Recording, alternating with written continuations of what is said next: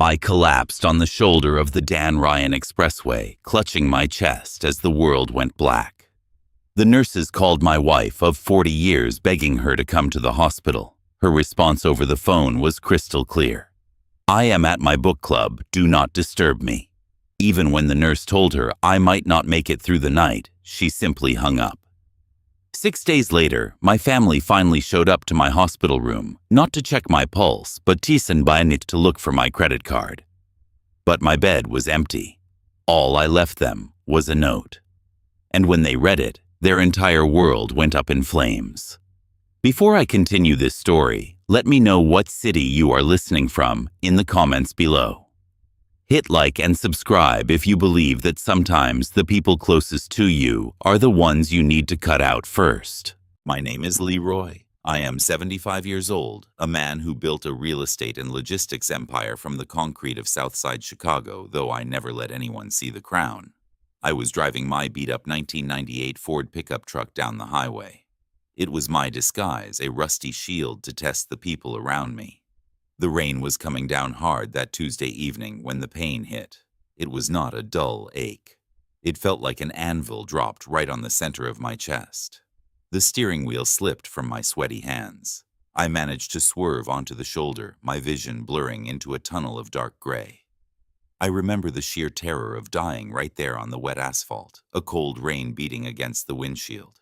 I could hear the muffled wail of sirens bleeding into the background before everything faded to black. I woke up to the blinding, harsh fluorescent lights of an intensive care unit. The sterile smell of bleach and rubbing alcohol burned my nostrils. There were tubes snaking out of my arms and throat, and a machine beeping a steady, monotonous rhythm next to my head. A young African-American nurse with kind, tired eyes noticed I was awake. She rushed over, placing a warm hand on my shoulder. She told me my name and gently explained that I had suffered a massive myocardial infarction. A widowmaker, they call it. She said I had been unconscious for 2 full days. It took a moment for my foggy brain to process her words. I slowly turned my head, expecting to see the faces I had worked my entire life to provide for. I looked toward the plastic visitor chairs in the corner of the room. They were empty. No Yvonne, no Maya, not a single soul. Just the hum of the machines keeping me alive. I asked the nurse where my wife was with a voice so raspy it barely sounded like my own. The nurse hesitated. She looked down at her clipboard, biting her lip. She did not want to tell me, but I have never been a man who tolerates half-truths. I insisted.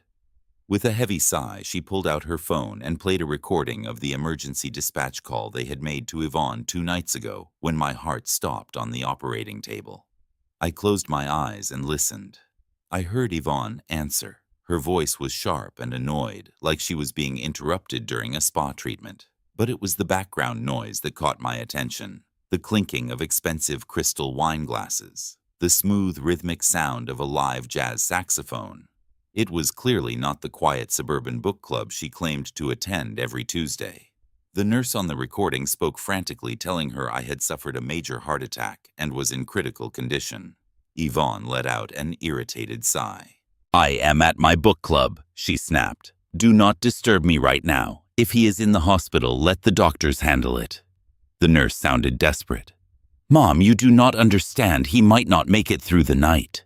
There was a heavy pause on the line. Then the cold, dead click of Yvonne hanging up. Lying in that hospital bed for the next 4 days, bringing the total to 6 days of absolute hell.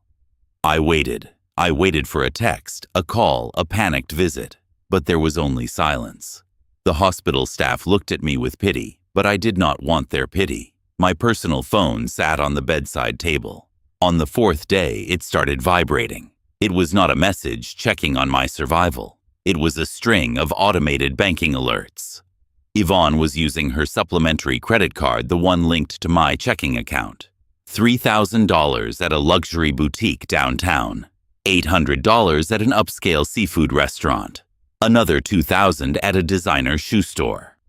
While I was struggling to breathe, eating bland hospital broth, the woman I had married was treating my near-death experience like a shopping spree holiday.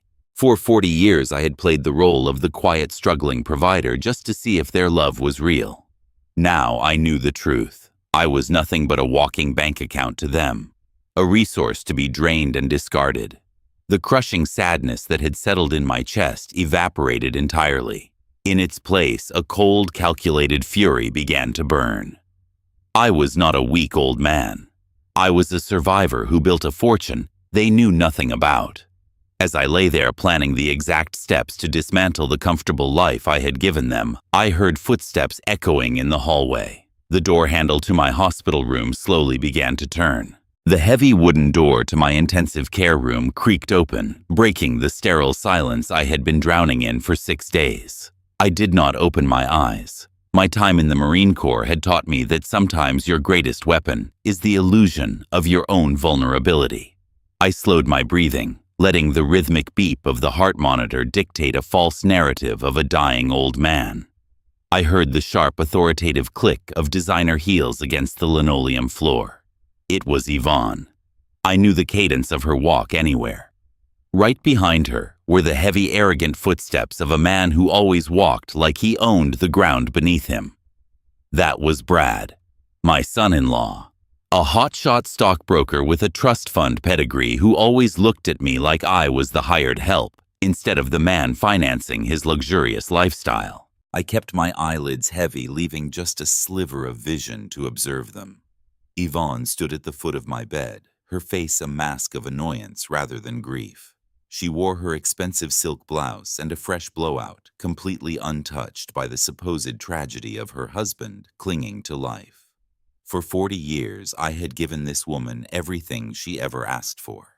I remembered the early days when we had nothing but big dreams and an empty apartment. I remembered how her smile used to light up the room.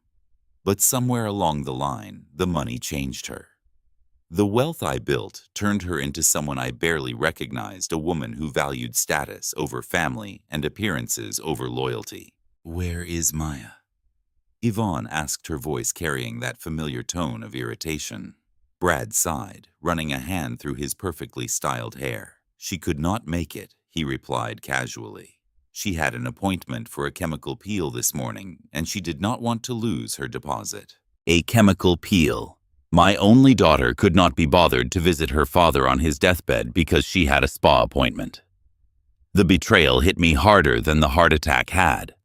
I had spent decades breaking my back, building my businesses from the ground up on the rough streets of the South Side just so my daughter would never have to struggle. I gave her everything. Private schools, expensive cars, a life of absolute privilege, and this was my return on investment. She was getting a facial while I was supposedly taking my last breaths. I focused on the steady beep of the machine, forcing my heart rate to stay calm. I could not let them know I was awake. I needed to see exactly how deep this rot went. Brad moved closer to my bed. I could smell the expensive imported cologne he always wore, a scent that completely overpowered the hospital smell of rubbing alcohol and iodine. He did not ask the nurses how I was doing. He did not look at my face to see if I was in pain. Instead, his eyes darted straight to the small plastic table beside my bed. My personal smartphone sat right there, resting next to a plastic cup of water. I watched through my eyelashes as Brad reached out and grabbed the phone. He tapped the screen, but it required a passcode, or a fingerprint. He muttered a quiet curse under his breath. Then he looked down at me. I felt the mattress shift slightly as he leaned over. Without a single ounce of hesitation or human decency, Brad reached out and grabbed my right hand. His fingers were cold and clammy, the soft, manicured hands of a man who had never done a hard day of physical labor in his entire life. They were nothing like my hands, which were scarred and calloused from decades of working with tools, moving heavy boxes, and building a foundation for my family. Every muscle in my body tensed. The absolute disrespect of the physical violation made my blood boil. This entitled punk was standing over my supposedly lifeless body, grabbing the hand of the man who had fed him, housed him, and tolerated his subtle racist condescension for years. Brad had always made sly remarks about my background, acting as though a black man from the South Side could never truly understand the complexities of modern wealth. I felt the urge to snap his wrist. It would have been so easy. Even at 75 years old, a survivor and a former Marine could easily break the arm of a soft corporate broker. I wanted to grab him by the throat, pull him down to my face, and watch the terror fill his eyes. But I held back. I kept my hand completely limp, playing the part of the comatose old fool. Brad pressed my thumb against the sensor of the phone. I heard the faint click of the screen unlocking. He dropped my hand back onto the crisp white hospital sheet as if I were a piece of garbage. He did not wipe my hand. He did not place it back gently. I was nothing to him but a key to a vault. He began frantically swiping through my applications. I kept my breathing shallow, swallowing the rage that was threatening to trigger the heart monitor. I needed to know what he was looking for. Brad stared at the screen, his face turning pale. He started tapping aggressively, his panic becoming visible. Yvonne crossed her arms and glared at him. "Did you find it?" she demanded in a harsh whisper. Brad shook his head, his breathing growing rapid. "No," he said, his voice trembling with sheer desperation. "The accounts are completely locked down. I cannot access the liquid funds." "Yvonne, I am out of time. They know." Yvonne stepped closer to him, her eyes narrowing. "Who knows?" she asked. "The compliance officers at my firm." Brad stammered, wiping sweat from his forehead. "They are auditing my accounts. I am facing federal embezzlement charges, Yvonne." I skimmed client funds, thinking I could replace them before the quarterly review, but the market tanked.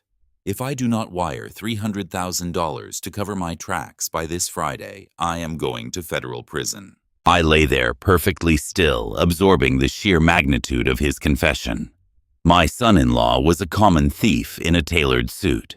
He had stolen from his own clients, and now he was trying to raid my bank accounts while I was on life support to save his own miserable skin.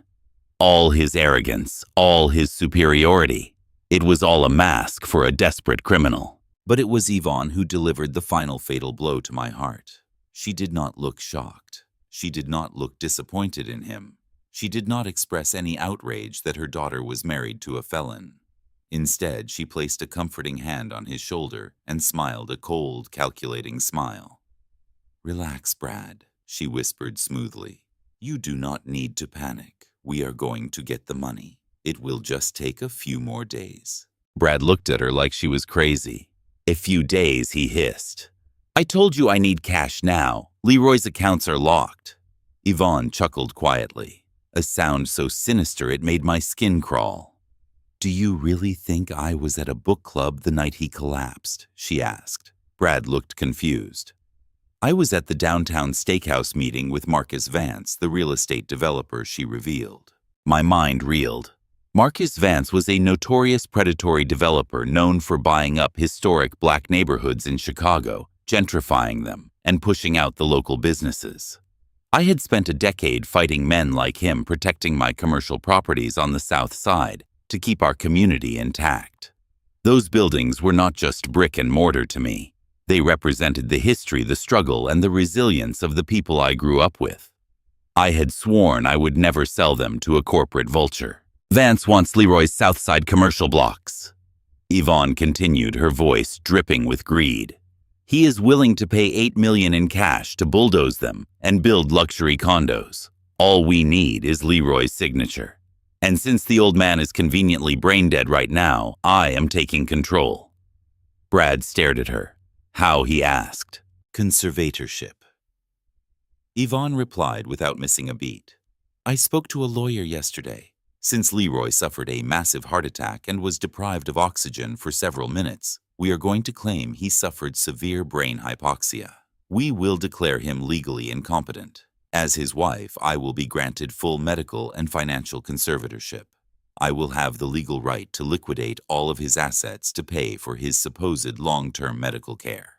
I sign the properties over to Vance. We get the millions, and you get your $300,000 to stay out of prison."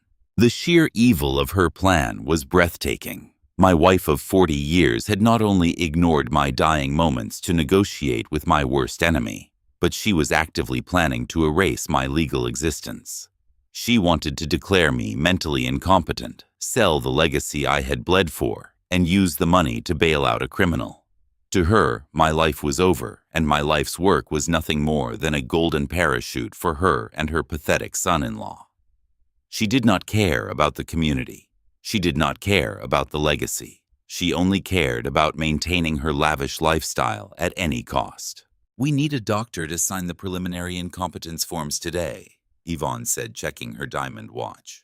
"The lawyer said we need a medical signature to push the emergency conservatorship through the courts. Let us go find the head of the cardiology department. A generous donation to his private research fund should convince him to sign whatever we need." Brad nodded, the color finally returning to his face. "You are a genius, Yvonne," he said, letting out a heavy sigh of relief. "We just have to make sure nobody else asks questions before the paperwork is filed." They turned their backs to me. Without another glance at the bed, without a single moment of sorrow, gratitude, or hesitation, they walked out of the intensive care unit. The heavy wooden door clicked shut behind them, sealing me back in the quiet hum of the hospital room. The second the latch clicked, my eyes snapped open. I stared at the ceiling, my vision crystal clear. The sorrow that had weighed down my soul was completely gone, incinerated by a raging inferno of clarity and purpose. I reached up and grabbed the plastic oxygen tube strapped around my face. I ripped it out of my nose and tossed it onto the bedside table. I sat up slowly, feeling the deep aches in my chest, but ignoring them completely. The physical pain was absolutely nothing compared to the drive keeping me alive. They thought I was a helpless, brain-dead old man. They thought they could steal my empire and throw me away like trash. They wanted a war over my legacy. They wanted to play a game of power and deceit with a man who had survived the harshest streets and the toughest battles. I swung my legs over the side of the hospital bed, my bare feet touching the cold linoleum floor. A dark, ruthless smile spread across my face. They thought they had found an easy mark, but they had just woken up the wrong Titan, and I was going to burn their entire world to the ground. I reached for my phone the moment the heavy wooden door of the intensive care unit clicked shut behind my treacherous wife and her criminal son-in-law. My chest felt like it had been cracked open with a heavy sledgehammer, and every shallow breath I took was a sharp, agonizing reminder of the Widowmaker heart attack that had nearly killed me just 6 days ago. But the absolute betrayal pumping through my veins acted like pure adrenaline, masking the physical pain. I dialed a phone number I knew by heart. It belonged to Marcus. Marcus and I had served together in the Marine Corps back in the 1970s, dodging death together overseas. After we came home to Chicago, he went to law school and built a reputation as the most ruthless corporate attorney in the city. He was also the only man on earth who knew the full extent of my wealth. When he answered the phone, his voice was laced with genuine panic, but I cut him off immediately. I told him I was alive, awake, and that I needed an immediate emergency extraction. I told him my wife and son-in-law were actively trying to steal my entire estate and leave me for dead. Marcus did not waste time asking unnecessary questions. He simply told me he would have a private car waiting at the rear hospital entrance in exactly 10 minutes. I swung my legs over the side of the bed and forcefully pulled the adhesive monitor pads off my chest. The hospital machines instantly started blaring a loud, frantic alarm echoing down the corridor.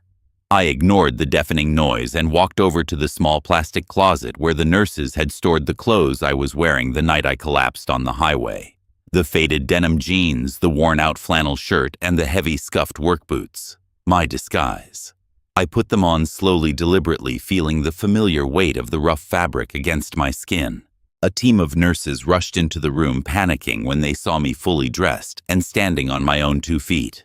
They begged me to get back into bed, warning me frantically that my heart could give out at any second. I walked right past them to the main nurses' station and demanded the against medical advice forms. The head nurse tried to refuse, but I gave her a look forged by decades of surviving the toughest streets of Chicago, a look that left absolutely no room for debate. I signed the legal paperwork with a remarkably steady hand.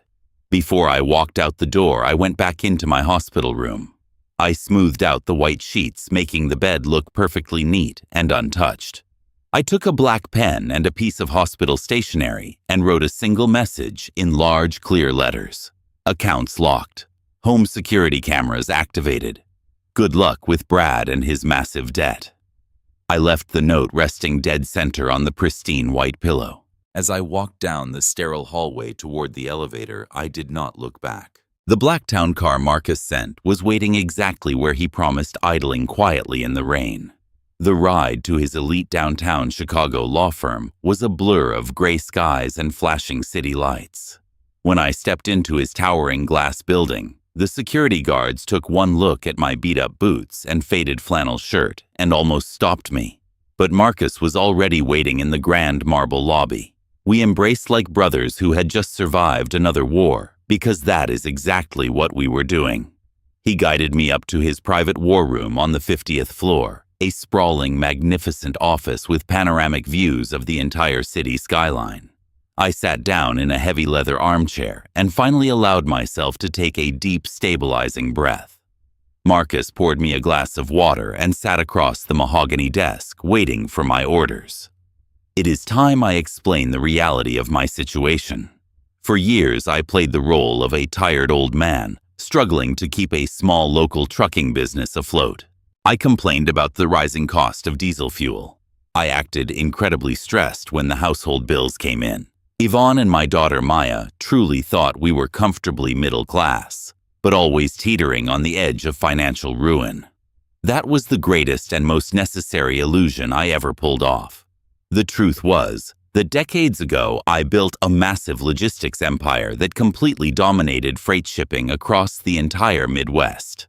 I used those profits to buy up historic commercial real estate on the South Side when nobody else wanted it to protect my community.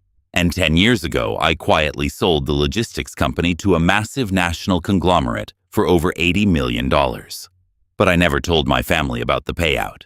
I had seen firsthand what sudden massive wealth could do to people. I wanted to protect them from the toxic greed that inevitably destroys families. So Marcus and I executed a brilliant legal maneuver.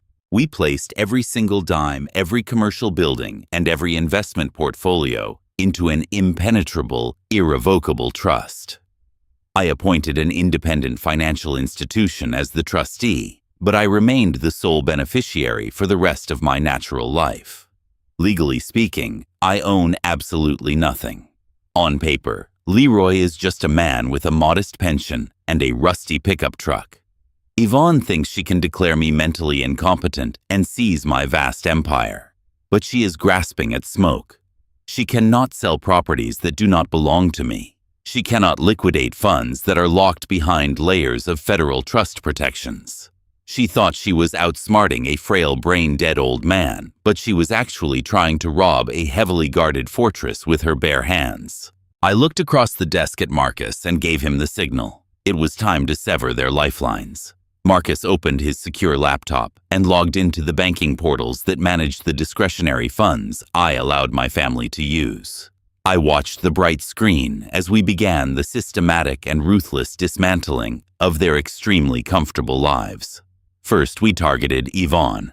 I told Marcus to instantly freeze the platinum credit cards she had been swiping all week at those luxury boutiques while I was fighting for my life.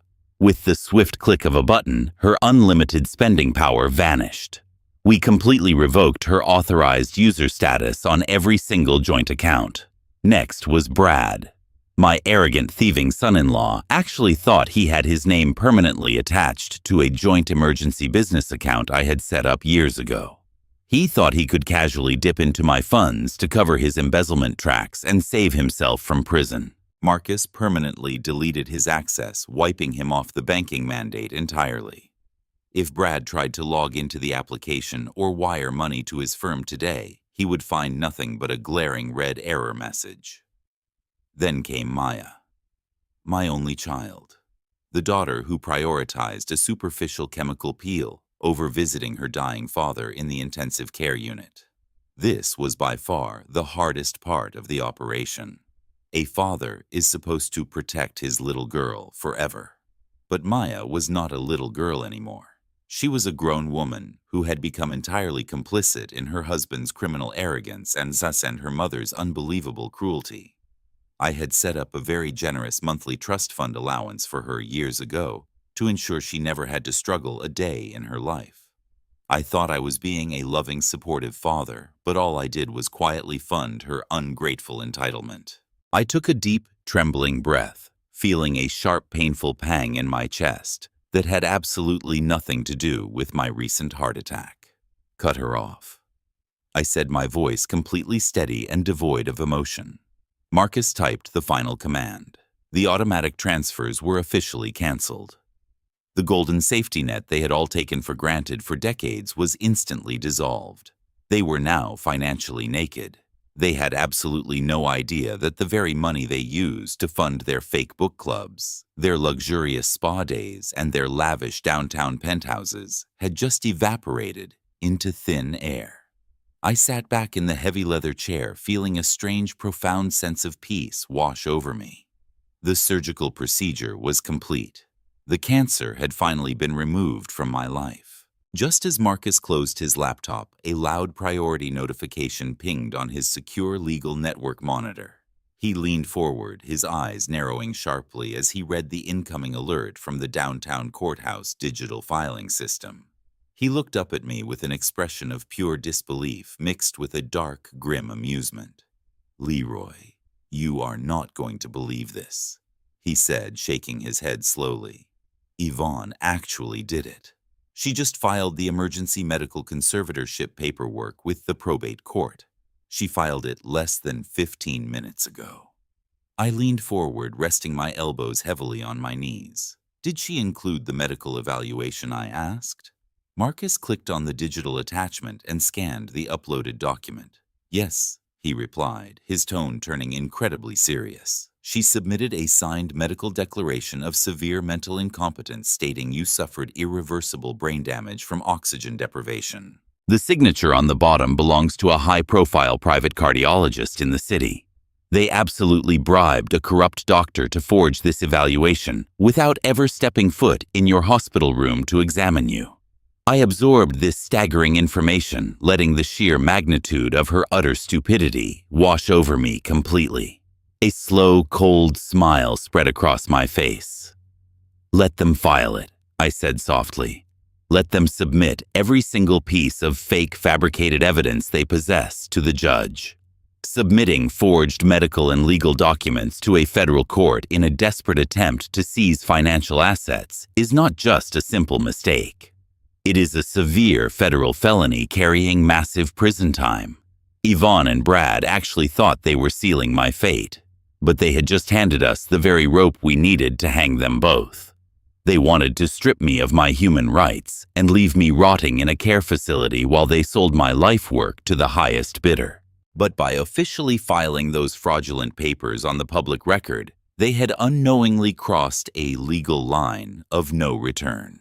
The trap was now officially armed, and there was absolutely no way they were stepping out of it without wearing handcuffs. While Marcus and I were sitting in that glass tower looking out over the Chicago skyline, the first domino finally fell. I knew exactly where my wife was because my secure banking application was tracking every single transaction attempt in real time. Yvonne was sitting at a highly exclusive Michelin star restaurant downtown, surrounded by 4 of her wealthy elite friends. These were the kind of women who judged you by the designer label on your handbag and the limit on your credit card. Yvonne loved holding court with them. I could perfectly picture her sitting there, sipping an imported sparkling water, wearing a fake smile, and bragging about a massive real estate deal she was about to close. She was probably telling them she was finally taking control of the family business, acting like a brilliant entrepreneur while conveniently leaving out the fact that her husband was supposedly dying in an intensive care unit. When the waiter brought the check for their lavish lunch, it came out to just over $2,000. Yvonne, being the grand performer she always was, gracefully reached into her purse and pulled out the heavy metal supplementary black card tied to my primary account. She handed it to the waiter with a practiced look of absolute superiority, expecting the usual quiet respect. But 5 minutes later, the waiter returned to the table. He leaned down and quietly murmured the one word that strikes absolute terror into the hearts of people who pretend to be rich. "Declined." Yvonne felt her stomach drop, but she quickly masked her panic. She offered a tight, polite laugh, blaming it on a simple bank security measure. She pulled out a platinum credit card and handed it over confidently. 3 minutes passed. The waiter returned again with the exact same apologetic expression. Declined again. The women at the table stopped talking. The clinking of expensive silverware ceased completely. The heavy silence in that upscale dining room was thick with unspoken judgment. The hands belonging to Yvonne began to tremble as she desperately dug into her wallet, pulling out 2 more credit cards, offering them both to the waiter. But Marcus and I had been incredibly thorough. Every single line of credit attached to her name had been completely severed. When the waiter brought both cards back, shaking his head, the illusion officially shattered. Yvonne, the woman who cared about social status more than the life of her husband, was forced to do the one thing she feared most in this world.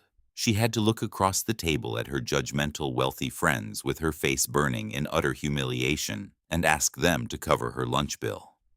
They paid the check, but the damage was permanently done. Her wealthy facade was entirely exposed, and she was left sitting in the ashes of her social ruin. While Yvonne was enduring the bitter taste of public humiliation, my daughter Maya and her arrogant husband Brad were about to face their own brutal reality. They had just returned from their respective morning activities. Maya was coming back from her luxurious chemical peel and Brad from plotting his financial escape. They took the private elevator up to the top floor of the Gold Coast luxury building where they lived. For 3 years, they had occupied a sprawling multi-million-dollar penthouse with floor-to-ceiling windows overlooking Lake Michigan. Brad always invited his corporate broker friends over, bragging about the incredible real estate he had secured for his young family. He truly believed he was the master of his domain. But when the elevator doors slid open, they were greeted by a bright yellow legal document taped securely to the heavy mahogany front door of their penthouse. It was an official, immediate eviction notice.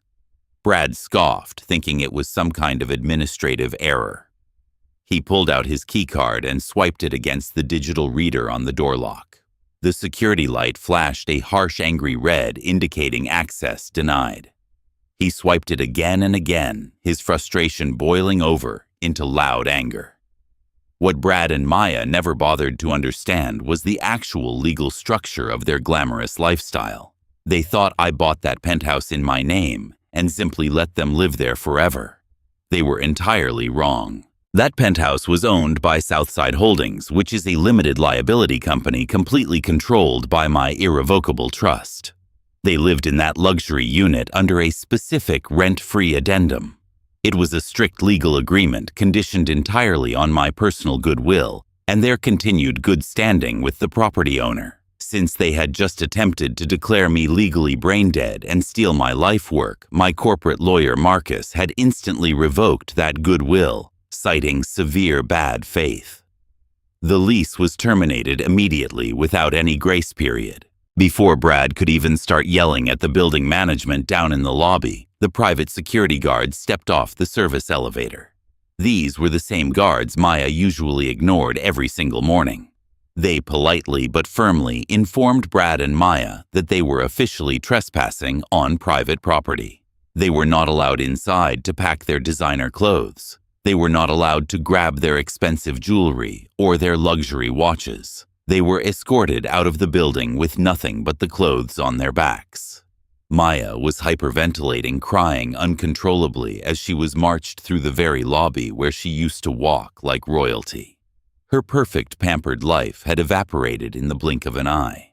Brad and Maya met up with Yvonne later that afternoon, gathering in the driveway of the suburban house belonging to Yvonne. The 3 of them were completely shell-shocked, standing in the cold Chicago wind, trying to understand how their indestructible world was suddenly crumbling around them. Yvonne was screaming about her frozen credit cards. Maya was sobbing about being locked out of the penthouse, but Brad was completely silent. His face was chalk white, and he was sweating profusely despite the freezing weather. His hands were shaking uncontrollably as he stared at his ringing cell phone. The caller identification did not show a number from his corporate brokerage firm. It was an untraceable burner number. Brad walked a few steps away from his crying wife and mother-in-law and answered the phone, with a terrified whisper. I already knew what was happening because my private investigators had uncovered the full extent of the miserable double life Brad was leading. Brad did not just embezzle money from his wealthy corporate clients. When the stock market turned against him, he became incredibly desperate. He went deep into the Chicago underworld and borrowed a massive amount of heavy cash from some extremely dangerous loan sharks. These were not men who sent angry emails or filed civil lawsuits. These were men who broke bones, burned down houses, and made people completely disappear. The voice on the other end of the line was calm but utterly lethal. The loan shark informed Brad that the grace period was officially over. His entire debt needed to be settled in full by tomorrow night, or they were going to pay a very violent visit to his beautiful young wife. The phone clicked dead, leaving Brad staring into the absolute abyss. He was completely out of time. His corporate bosses were coming for his career, but the streets were coming for his life. He literally fell to his knees in the driveway, gasping for air as a severe panic attack took over his body. Brad turned back to Yvonne, his eyes wide with a frantic, wild desperation. He grabbed her by the shoulders, shaking her slightly. He told her they could not wait for the slow legal process of the medical conservatorship. The probate court would take weeks to officially declare me incompetent and appoint her as my guardian. Brad told her he would be a dead man long before that paperwork ever saw the desk of a judge. He laid out a new terrifying plan right there in the driveway.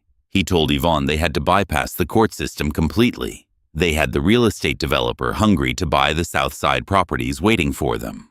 Brad said they had to set up a private meeting with the developer tonight. They would bring the property transfer deeds into the hotel suite, and they would simply forge my signature. Yvonne looked terrified for a brief moment, realizing that forging real estate documents was a massive federal crime carrying decades in prison. But as she looked at her frozen credit cards and her sobbing homeless daughter, her greed and utter desperation completely took over. She nodded her head, agreeing to cross the final unforgivable line. They were going to sell my legacy tonight. They had absolutely no idea I was watching their every single move and that the final trap was waiting for them. Desperation is a powerful force. It makes people sloppy. It makes them blind to the very traps they are walking into. Sitting in the high-tech conference room with Marcus, I watched my son-in-law dig his own grave in real time. Brad was arrogant, but he was also incredibly stupid. He was using his corporate smartphone to organize the illegal sale of my properties. What he completely forgot, or perhaps never knew, was that the cellular plan for that phone was registered to and paid for by one of my holding companies. I owned the device. I owned the data. And with Marcus having a team of brilliant forensic accountants, we had full legal access to the server logs. Every text message, every email, every frantic phone call was being recorded and displayed on the massive flat-screen monitor in front of us. Brad and Yvonne were setting up an emergency meeting with a man named Richard Vance. Vance was a notorious predatory real estate developer. He was a man who made his fortune by swooping into historic black neighborhoods in Chicago, bullying local business owners into selling their land for pennies, and then bulldozing the blocks to build soulless luxury condominiums. For over a decade, I had personally stood in his way. I had blocked his aggressive buyout attempts to protect the culture and the hard-working people of the South Side. Selling my legacy to a man like Vance was the ultimate insult. It was a direct spit in the face of everything I stood for. But Yvonne and Brad did not care about the community. They only cared about saving themselves. Through the intercepted emails, I watched Brad desperately negotiate a fire sale. He was offering Vance $8 million worth of prime commercial real estate for a fraction of its true value just to get $2 million in untraceable cash by tonight. Vance, knowing a desperate animal when he saw one, eagerly agreed to a secret evening meeting. The real tragedy was not just watching them sell my legacy. It was watching how easily they justified it. Before leaving the hospital, I had remotely activated the hidden security cameras I installed in the suburban home of Yvonne years ago. I installed them for her safety, but now they were broadcasting her ultimate betrayal. On the screen, I watched Brad and Devon sitting at the expensive mahogany dining table. Brad was sweating profusely. His tailored shirt was unbuttoned at the collar, and his hands were shaking as he held a luxury fountain pen.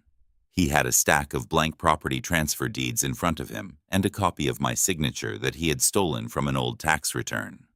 I watched him practice my name over and over on a notepad. His hand was trembling so much that the ink kept blotting. Yvonne was pacing the floor behind him holding a massive glass of red wine. She was drinking heavily, trying to numb her own conscience. "Just get it right, Brad." She snapped, her voice shrill and full of panic. "The bank needs a perfect match, or the notary will not stamp it." Brad cursed loudly, throwing the pen across the room.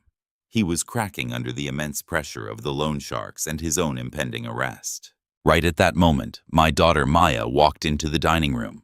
She had been crying. Her eyes were red and puffy. She looked at the scattered papers, the spilled ink, and her mother pacing like a trapped animal.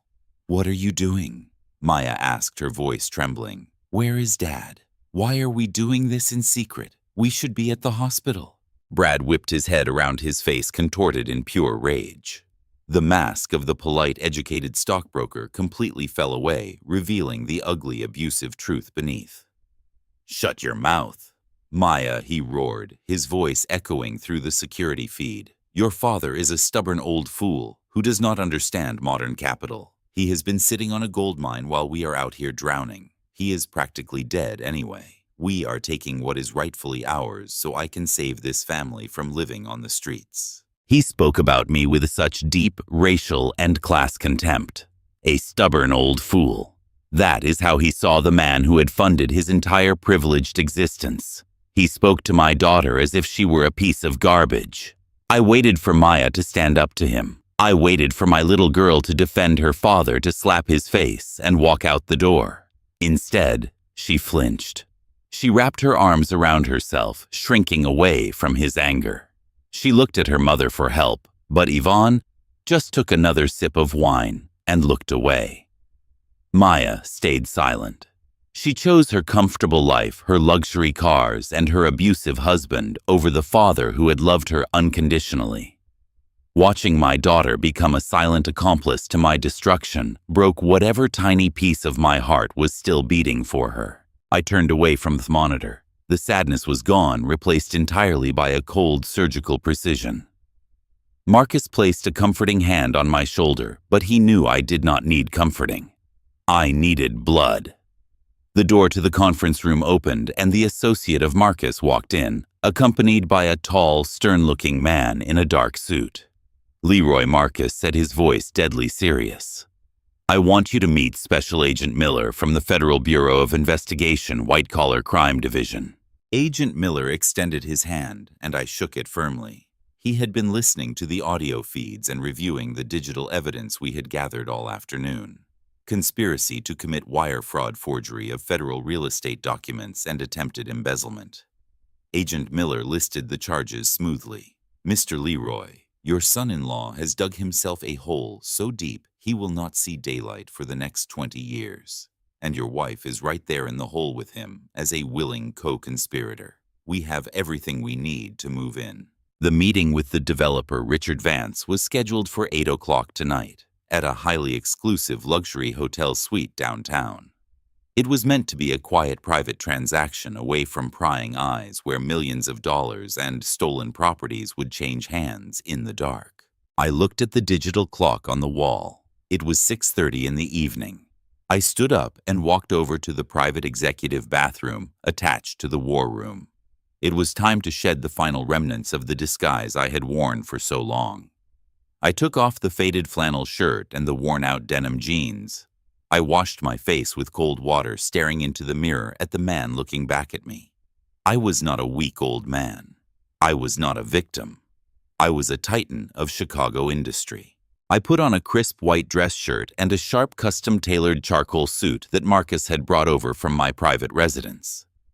I adjusted my silk tie and fastened my silver cufflinks. The transformation was complete. When I walked back into the conference room, Marcus and Agent Miller stopped talking and looked at me with deep respect. I felt the strength returning to my bones, completely overpowering the lingering ache in my chest. "We are going to that hotel," I said, my voice low and absolute. "They want to sell my legacy tonight. Let us go give them a proper closing." The penthouse suite at the downtown luxury hotel was a masterpiece of modern excess. It featured panoramic floor-to-ceiling windows overlooking the dark, rain-slicked streets of Chicago. The room was bathed in the warm amber glow of expensive lamps, and the air was heavy with the scent of aged bourbon and expensive leather. This was Yvonne and her so-called book club. Sitting around a massive polished mahogany table were the three architects of my intended destruction. Yvonne was wearing her finest designer dress, her posture rigid with a mix of anxiety and overwhelming greed. Brad sat next to her, constantly wiping the nervous sweat from his pale forehead with a linen handkerchief. Across from them sat Richard Vance, the predatory real estate developer who had spent the last decade trying to bulldoze the historic heart of the South Side. Vance leaned back in his plush leather chair, swirling a glass of amber liquid. He looked at Brad with the cold, calculating eyes of a shark who had just cornered a wounded seal. Vance did not care why Brad was selling these properties at a fraction of their true market value. He only cared about the massive profit he was going to make. With a slow, deliberate motion, Vance reached into the breast pocket of his tailored suit jacket and pulled out a rectangular slip of paper. He placed it on the mahogany table and slid it across the smooth surface toward Brad. It was a certified cashier's check made out to Yvonne for a staggering $2 million. It was the down payment the blood money meant to seal my legal death. I was watching this unfold, knowing everything through the intelligence Marcus had gathered. In that room, Brad stared at the check as if it were a holy relic. I could imagine the enormous wave of relief washing over his pathetic body. In his mind, his life was officially saved. That piece of paper meant he could pay off the violent loan sharks who were threatening to break his legs. It meant he could cover the massive embezzlement tracks at his corporate brokerage firm before the federal auditors found out. He thought he had outsmarted the world. He thought he had beaten the stubborn old fool from the South Side. Vance tapped a thick stack of legal documents resting in the center of the table. He told them he needed the signature of the primary title holder to finalize the transfer of the commercial blocks. Yvonne picked up a heavy gold fountain pen provided by the developer. Her hand hovered over the dotted line. This was the ultimate point of no return. Forging a signature on federal real estate transfer documents was a massive crime. But Yvonne looked at the $2 million check, and the greed completely overtook whatever tiny sliver of morality she had left. She pressed the gold nib to the paper and fluidly forged my signature. The betrayal was legally documented. The ink was wet. They thought the empire was finally theirs. They did not even have the chance to cap the pen. The heavy mahogany double doors of the penthouse suite did not just open. They were pushed apart with the overwhelming force of a battering ram slamming against the interior walls with a deafening crack that echoed like a gunshot. The room instantly froze. The clinking of glasses stopped. The arrogant smiles vanished. I stepped across the threshold and into the warm light of the suite. I was not wearing the faded flannel shirt or the scuffed work boots they were so used to seeing. I was not strapped to a hospital bed breathing through a plastic oxygen tube. I was wearing a sharp, custom-tailored charcoal suit, my posture perfectly straight, my shoulders broad and imposing. I walked with the steady, predatory rhythm of a man who had survived a war and conquered a city. Flanking me on my right was Marcus, my ruthless corporate attorney, carrying a thick leather briefcase. On my left stood Special Agent Milley of the Federal Bureau of Investigation, alongside another heavily armed federal agent. The color completely drained from the face of my wife. Yvonne dropped the heavy gold fountain pen onto the glass table, where it clattered loudly into the dead silence of the room. Her mouth opened, but no sound came out. Her eyes were wide with pure absolute terror, staring at me as if a ghost had just crawled out of a fresh grave to drag her down to hell. She began to shake uncontrollably, her perfectly manicured hands gripping the edge of the mahogany table just to keep herself from collapsing out of her chair. Brad, however, let his survival instincts override his common sense. He jumped up so fast, his heavy leather chair crashed backward onto the expensive carpet. His face was slick with terrified sweat. He pointed a shaking finger at me and began shouting frantically at Vance and the federal agents. He screamed that I was suffering from severe brain hypoxia. He yelled that I was legally incompetent, that I had lost my mind from a massive heart attack, and that I must have escaped from a secure intensive care facility. He desperately ordered the developer to call the hotel security and have me dragged back to a hospital ward before I hurt someone. I did not yell. I did not raise my voice or defend my mental capacity. I simply walked forward, closing the distance between the doorway and the grand mahogany table.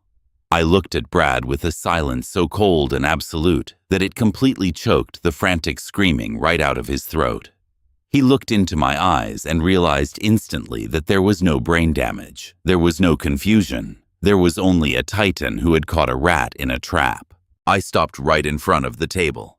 Marcus stepped forward and handed me a thick, heavy manila folder. I did not look at Yvonne.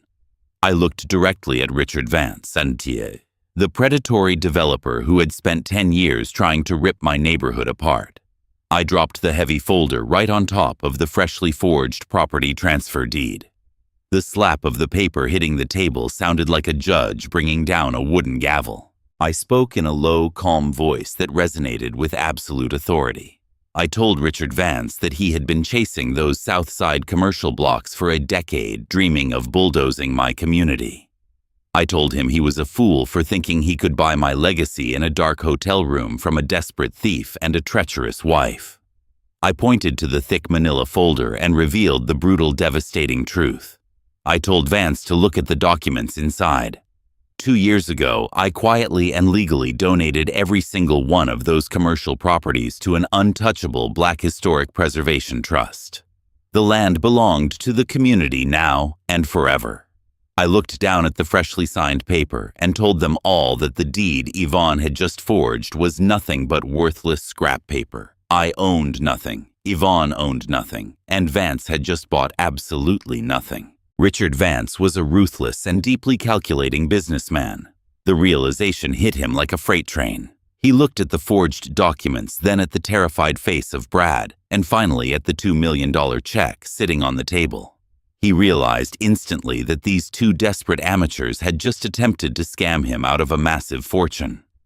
Vance let out a furious roar. He snatched the certified cashier's check off the mahogany table and tore it directly in half, then into quarters, throwing the shredded pieces of paper right into the pale, sweating face of my son-in-law. Vance pointed a menacing finger at Brad. He promised him that he would be blacklisted from every single financial institution in the country. He swore he would destroy whatever was left of his miserable career and make sure he never worked in the city of Chicago again. Brad watched the shredded pieces of the $2 million check flutter to the carpet. His final lifeline was completely destroyed. The money was gone. His corporate bosses knew about the embezzlement, and the violent loan sharks were coming to collect his life by tomorrow night. Pure animal panic took over his brain. He scrambled backward, crawling like a cornered rat looking for an escape route. He spun around and lunged toward the suite doors, trying to make a desperate run for freedom. He did not even make it 3 steps. Special Agent Miller moved with terrifying speed, stepping directly into his path. The federal agent grabbed Brad by the collar of his expensive tailored suit and slammed him hard against the patterned wallpaper of the hotel suite. The impact knocked the wind completely out of his lungs. Before Brad could even catch his breath, Agent Miller forcefully twisted his arms behind his back. The sharp metallic click of cold steel handcuffs echoed through the silent room, locking his wrists together. Agent Miller leaned into his ear and began reading him his rights, announcing the charges loudly for everyone to hear. Wire fraud, corporate embezzlement, and conspiracy to forge federal real estate documents. The trap had officially snapped shut. I watched as Brad struggled against the cold steel, his arrogance completely evaporating, replaced by the pathetic whimpering of a broken man. He was crying, actually crying, begging the federal agents to let him go, screaming that it was all a massive misunderstanding. But the agents were completely unmoved. They hauled him up to his feet, reading him the remainder of his rights as he continued to sob. I finally turned my gaze to Yvonne, the woman who had promised to stand by me in sickness and in health, the woman who had complained about me dying because it interrupted her fake book club. She was still glued to her chair, her hands trembling so violently that the ice clinked against the glass of water in front of her. She looked at the torn pieces of the check on the floor, then at the federal agents hauling her son-in-law toward the door. The reality of her situation was finally crashing down upon her. She had tried to declare me dead to the world, but instead, she had just buried herself. The empire she thought she had conquered was an absolute mirage, and the real king was standing right in front of her, entirely untouchable. The heavy mahogany doors slammed shut behind Special Agent Miller as he dragged Brad out into the hallway. Brad was still blubbering uncontrollably, begging for a lawyer, his pathetic cries echoing down the corridor until the elevator doors finally swallowed him whole. Right at that moment, my secure phone buzzed in my tailored jacket pocket. I did not even need to look at the screen to know it was about my daughter, Maya. Marcus had already dispatched a separate aggressive legal team to the lobby of the luxury building where she was standing in the cold. They were formally serving her with divorce papers on behalf of her husband and absolute asset, severance papers on behalf of my trust. She was breaking down on the sidewalk, completely hysterical, finally realizing that the arrogant man she had chosen to marry was a common criminal facing 10 years in federal prison. She was now entirely broke, stripped of her massive trust fund, and permanently locked out of her penthouse in a single afternoon. Her luxurious, insulated world had collapsed, but my focus remained firmly inside the hotel suite. Yvonne was still standing by the table, completely paralyzed by the sheer speed of her downfall. As the brutal reality of the situation crashed down upon her, the elegant, arrogant woman I had known for decades simply vanished. Her legs gave out beneath her. She collapsed onto the expensive, patterned hotel carpet, falling heavily to her knees. The tears began to stream down her face in thick, dark lines, ruining her perfect makeup. She looked up at me with wide, desperate eyes, clasping her manicured hands together, as if she were praying to a god she had abandoned a long time ago. "Leroy, please," she sobbed, her voice cracking into a high-pitched wail. "You have to listen to me right now." This was all Brad. He manipulated me into doing this. He told me you were already gone, and that we needed to protect the family assets. You know I would never do something like this to you. We have been married for 40 years, Leroy. 40 years of my life. You cannot just throw me away like I am nothing. Please look at me. I am your wife. She reached out, crawling across the floor, trying to grab the hem of my trousers, her fingers trembling wildly. She was playing the ultimate emotional card, trying to summon the ghost of the young, foolish man who had promised to love her when they had absolutely nothing on the South Side. I looked down at the woman weeping pathetically on the floor at my feet. I searched my heart for a single spark of pity, or a tiny shred of the deep love I had carried for her for 4 decades. But there was absolutely nothing left inside me. The chamber where my affection for her used to reside was completely empty, swept entirely clean by the undeniable truth of who she really was. I did not flinch at her tears. I did not move away from her grasping hands. I just stared at her with absolute zero emotion. "You chose your book club while I was dying on an asphalt road," I said, my voice quiet, steady, and much colder than a Chicago winter. "I was fighting for my last breath, begging God for one more day, and you told the nurses not to disturb your wine tasting. Now, let your books pay off the loan sharks Brad owes." Yvonne stopped crying for a fraction of a second, utter confusion flashing across her tear-stained face. "What do you mean?" she whispered, her voice barely audible over her own ragged breathing.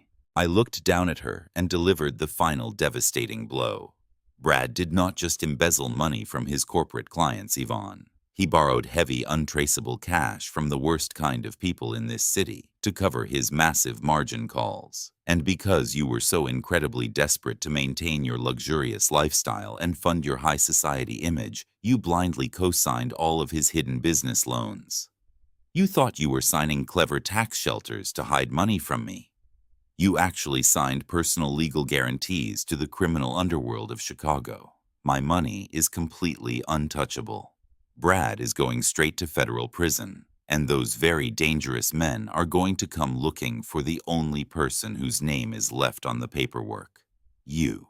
The color completely drained from her face, leaving her looking like a pale ghost. Her mouth opened in a silent scream of pure, unimaginable terror as she finally understood the full magnitude of her absolute ruin. I did not wait for her to find her voice. I turned my back on her, straightened my suit jacket, and walked out of the suite alongside Marcus. I left her screaming on the floor, her frantic, terrified wails echoing behind me as the heavy doors clicked shut for the last time. A few peaceful months have passed since that chaotic night in the hotel suite. The harsh, brutal winter has finally melted away into a crisp, clear spring. I am standing on the expansive private balcony of my new high-security luxury condominium, looking out over the glittering, magnificent skyline of downtown Chicago. The evening breeze is cool and refreshing against my face, carrying the scent of the vast lake. I take a deep, slow breath, filling my lungs completely. There is absolutely no pain in my chest anymore. The top cardiologists in the country say my physical recovery has been nothing short of miraculous. I feel stronger, sharper, and healthier than I have in over 20 years. I raise a heavy crystal glass to my lips and take a slow, satisfying sip of top-shelf aged bourbon.